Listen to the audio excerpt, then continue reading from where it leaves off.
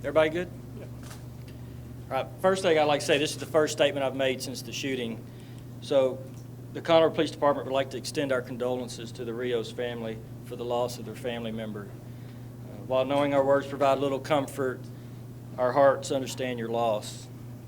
From the onset of this investigation, the Conroe Police Department has been committed to transparent, systematic examination of the facts involved.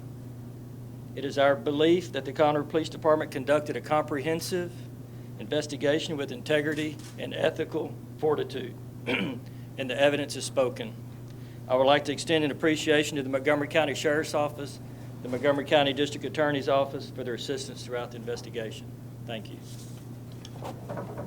Comments. I first want to thank the jury for paying attention. Those of you who were in attendance know that the jury was deliberate. They were intent on following the evidence, and they did from the beginning of voir dire to closing arguments. They had 5 days of testimony. They deliberated for 10 hours before they came back with a verdict of guilty.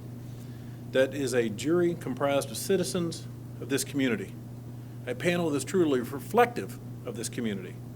And that jury came back with a guilty verdict. For those of us who trust that verdict, we also have to have trust in the verdict on punishment. That same jury heard the same evidence on punishment. You can't have it both ways. That same jury, after they deliberated, came up with a verdict of 5 years of probation. That's the verdict that that jury thought was appropriate. I support that verdict. I also want to thank Conroe Police Department for doing the hardest thing that an agency can do, which is to investigate one of its own and hold one of its own to the same high level of accountability that they would hold any other citizen to.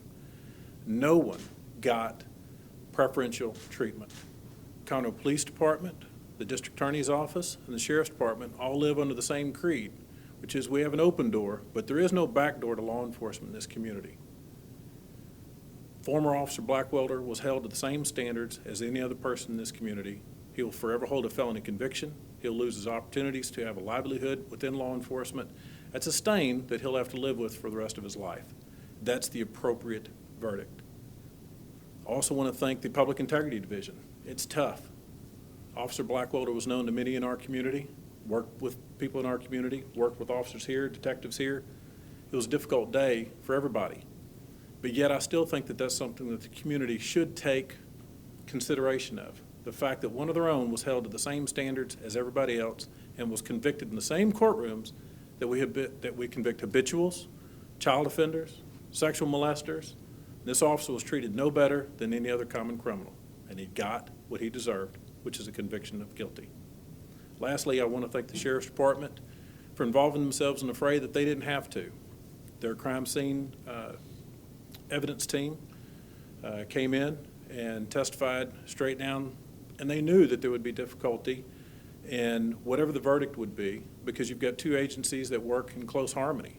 And despite that, they themselves came up with evidence, and you heard the testimony, that eventually pointed at former Officer Blackwelder's guilt.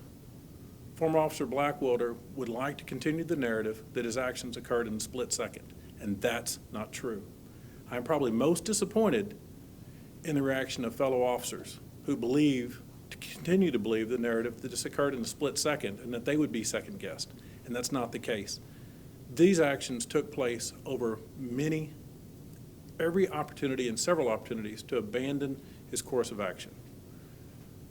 Officer Blackwelder was indicted for manslaughter, and that's what he was convicted of, and that was the appropriate level of offense, and that was the appropriate verdict. I don't have anything further to say at this point other than to take questions. Sir, can you speak at all on your experience to the rarity of getting a conviction against a law enforcement official? Is this unusual?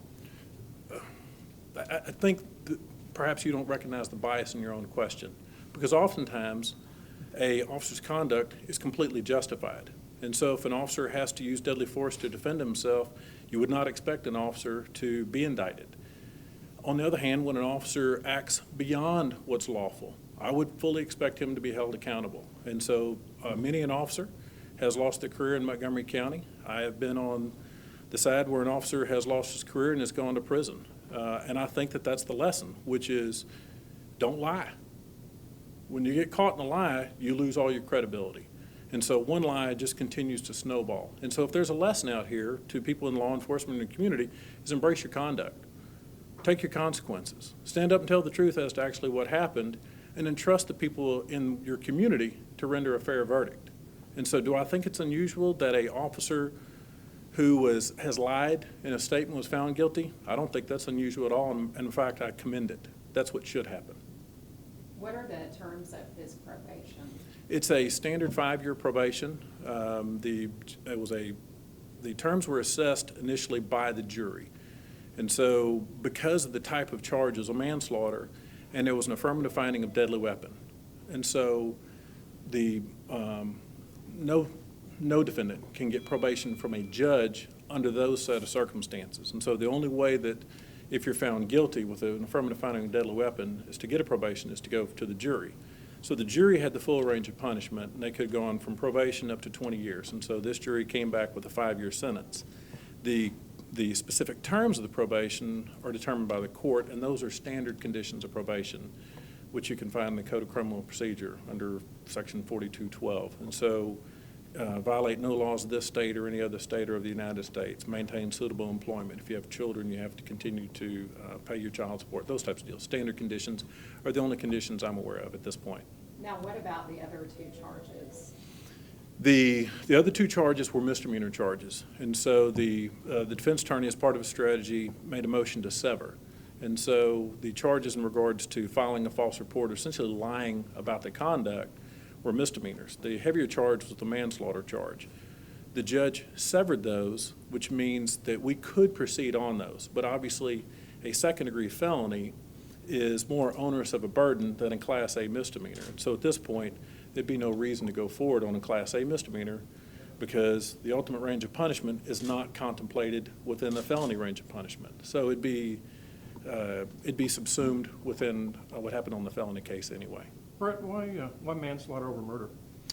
Murder requires a specific intent. It's an intent crime, either the intent to commit the murder or an intent or commit an act clearly dangerous to human life. And so, despite what the officer's statement was, I believe it was clear from the initial investigation and from the experts and from the recreation that this was what's common in law enforcement, was called an unintentional discharge.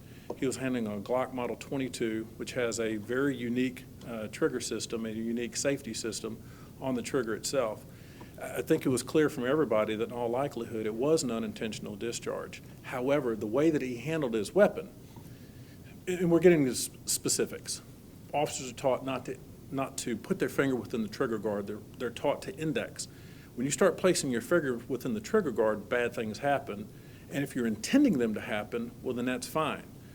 And so the officer in the struggle, it was clear when he placed his hand on the back of Rios in an effort to gain control of him is when we believe that the gun went off.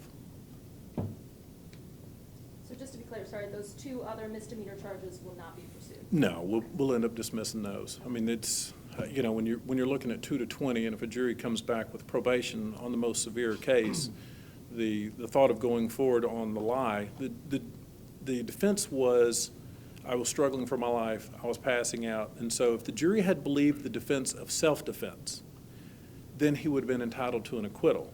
But it's by their verdict, they have said, we do not believe the defense of self-defense, we do not believe your statement, it's clear that your statement is a lie, it's a fabrication. And so the verdict already reflects what that charge would have been, and the punishment on the felony is more severe than the punishment on the misdemeanor. So at that point, I mean, you're talking diminished returns and, limited resources. Any other questions? Can you get your name and title? Yes, it's Brett, B-R-E-T-T, Ligon, L-I-G-O-N. I'm the District Attorney of Montgomery County. Chief. I'm Philip Dupuis, Philip-Dupuis, and I'm the Chief of Police of the Conroe Police Department. Chief Cleo, he's no longer employed with the police department, correct? It's a We- civil service. Yeah, we're a civil service agency. We still have some things that we have to do to finalize his employment. He is still under non-paid suspension, and he will be there until our system finishes itself. Chief, do you believe there's any work to be done to make up trust with the community based out of this experience? I don't think so. I think the community trusts us. I mean, I think that, I think that's by the verdict that we got today. I think that the investigators that investigated this case did the job that they're paid and trained to do, and I think they did an exceptional job. Not only my investigators, but the sheriff's investigators and the help from the district attorney's office, their investigators. I think it was a team effort, and I think everybody did what they needed to do, and I think the public should feel good about what we did. Do you think, in your experience in law enforcement, that acting as he did as an off-duty peace officer, from your experience, does that ever seem to have a difference in your thinking as opposed to when you're on duty, in uniform, and kind of in the public eye where you're? Well, I think when you're in uniform and when you're off duty, I think you have different tools of the trade, which we provide our officers when they're on duty. I think that's something that you have to keep in mind, is what tools do you have available to you when you're trying to take action. How do you encourage or discourage officers from participating in a law enforcement action when they're off duty? Yes, I'll let. Even though the chief is responsible for training and conduct of his agency, the penal code tells officers from their first time in the academy all the way through to their ended days, which is that they do have a duty to act, but the actions have to be lawful. And so the law doesn't make a distinction as to whether or not you're on duty or off duty. What the law says is, hey, if there's something that goes on and you're forced to act, you still have to act in a lawful manner. Your actions have to be reasonable. The badge is meant to serve as a protector, to protect the community. And so the law requires restraint even from law enforcement when it's attempting to subdue somebody. The law tells an officer as to what type of force that they can use. And so if an officer is presented with non-deadly force, an officer can't use deadly force to overcome non-deadly force. If an officer is presented with deadly force, then he may use deadly force. And so the law doesn't make the distinction between on duty or off duty, but it does say these are the parameters that you have to operate within. Your conduct has to be lawful.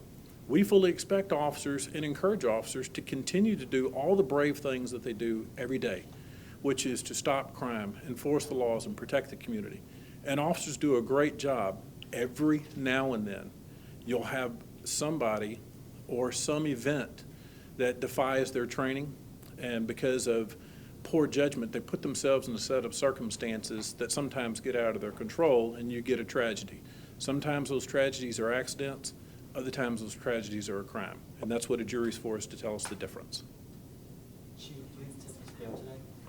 The sentence was failed, do you think it was failed today? I think the jury spoke.